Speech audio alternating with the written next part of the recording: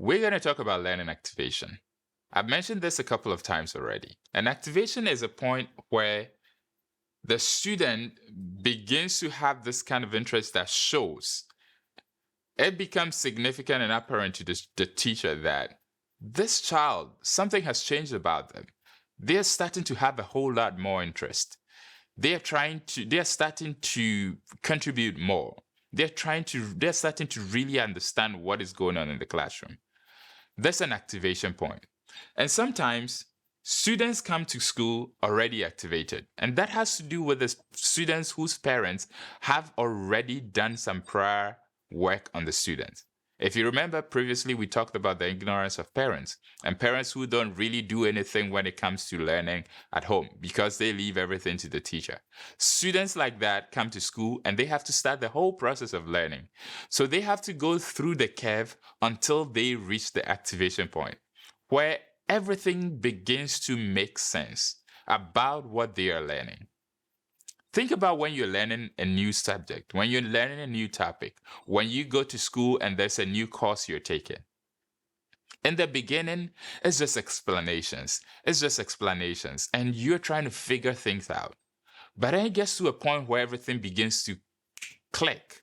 At that point, there's activation. So you begin to participate more. That's basically and essentially what student activation is.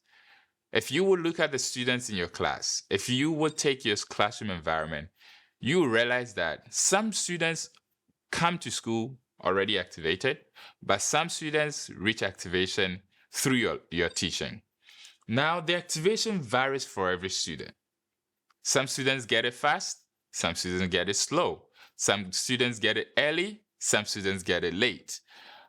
There's been instances where I've taught a whole year, and after a year, a particular student just activates and really starts to participate in class. Activation is different for every student. Also, some of the things that affects activation is the biological development of the student. Are they big? Are they small? Are they young? Are they old? Maybe they're 2 years old. Maybe they're 3 years old. They haven't gotten to that point. Maybe they're a few months behind the other kids. So you need to give them a little bit of time. So also something is that affects it is the children's relationship with the teacher. Children who are closer to the teacher could reach activation a whole lot quickly because they have an interest in the teacher, they have an interest in the learning, and that could actually boost activation. Another is how much content the student is exposed to.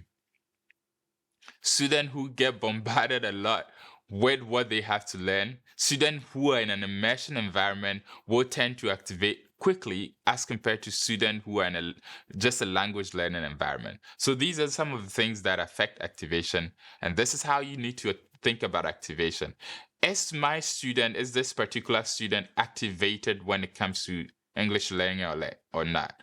Because it's going to affect how they participate in class. It's going to affect how their performance is. These are some of the things you need to think about as a teacher.